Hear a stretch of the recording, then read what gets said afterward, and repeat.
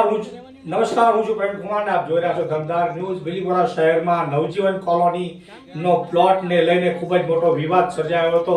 એ વિવાદ થમવાનું નામ નથી લેતો। આજે પણ નવજીવન કોલોનીનો જે પ્લોટ છે એ પ્લોટ નગરપાલિકા દ્વારા જે રિઝર્વમાં મૂકવામાં આવ્યો હતો અને એ પ્લોટમાં નગરપાલિકા દ્વારા લગભગ 93 લાખ રૂપિયાના ખર્ચે એ પ્લોટમાં બગીચાનું કામકાજ થઈ રહ્યું છે, બગીચો બની રહ્યો છે। 93 લાખ રૂપિયાના ખર્ચે નગરપાલિકા બગીચો બનાવી રહી છે અને હાલ અત્યારે ભારત કુટુંબ પરિવારના લોકો આ જગ્યાને લઈને પોતાનો દાવો માંડી રહ્યા છે અને નગરપાલિકા પાસે આ જગ્યાના પુરાવા માંગી રહ્યા છે અને નગરપાલિકા પાસે સાબિતી માંગી રહ્યા છે કે તમે ખુલાસો આપો કે આ જમીન કોની છે।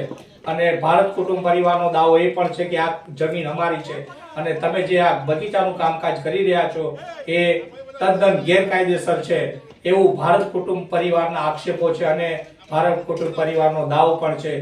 આ વિવાદને લઈને ગયા અઠવાડિયે ભારત કુટુંબ પરિવારના લોકોએ આ બગીચાનું કામ અટકાવી દીધું હતું અને હાલ અઠવાડિયા પછી આજે સવારે 8 વાગ્યાના અરસામાં નગરપાલિકાના લોકો અને કોન્ટ્રાક્ટર દ્વારા પોલીસ પ્રોટેક્શન લઈ અને આ કામ શરૂ કરી દેવામાં આવ્યું હતું। લાંબી રજૂઆત કરવા છતાં પણ ભારત કુટુંબ પરિવારના લોકો એકના બે ના થયા અને આ કામ સંપૂર્ણપણે બંધ જ કરાવ્યું।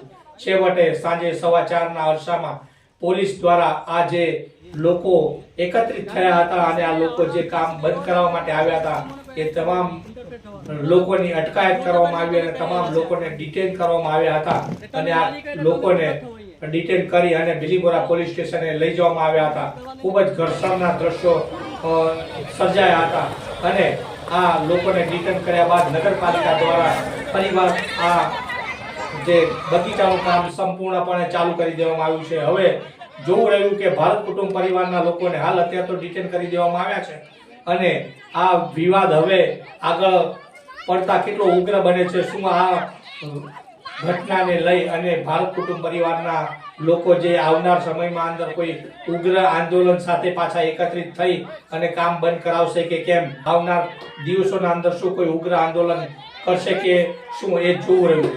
સમગ્ર ઘટના પર ધમદાર ન્યૂઝની નજર રહેશે। આ જ પ્રકારના અહેવાલો અને સમાચારો સાથે ફરી મળીએ, ત્યાં સુધી ધમદાર ન્યૂઝ સાથે જોડાયેલા રહેશો। નમસ્કાર।